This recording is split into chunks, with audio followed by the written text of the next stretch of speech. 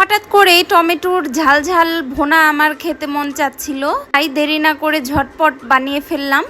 ফার্স্টে আমি 3টা বড় সাইজের টমেটো 3 পিস করে কেটে নিয়েছি। এখন এগুলো খুব ভালো করে সেদ্ধ করে নিব হালকা পানি দিয়ে। ফার্স্টে আমি পানি ছাড়াই দিয়েছি, বাট লাস্টে একটু পানি অ্যাড করে দিয়েছি গ্রেভির জন্য। এখন একটা ম্যাশার দিয়ে আমি এগুলোকে ম্যাশ করে নেব। আর অবশ্যই টমেটোর ছিলকাটা ফেলে দিতে হবে।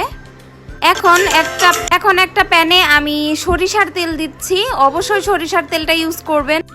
তেলটা গরম হয়ে আসলে রসুন, পেঁয়াজ আর শুকনা মরিচ কুচি দিয়ে আমি বেশ ভালো করে ভেজে নেব।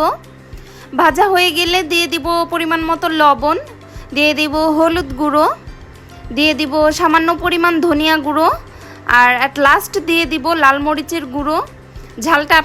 ঝালটা অবশ্যই একটু বাড়িয়ে দিবেন, কারণ এই ভর্তাটা ঝালঝালি পছন্দ। এখন সেই ম্যাশ করা টমেটোটা দিয়ে দিব। এখন ঢাকনা খোলা রেখেই আমি বেশ অনেকটা সময় নিয়ে রান্না করে নিব।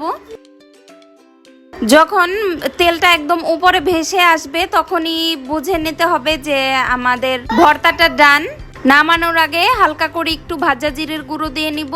এই তো আমার টমেটো ভর্তা ডান। ঝাল ঝাল গরম ভাতের সাথে এই ভর্তাটা জাস্ট ফাটাফাটি।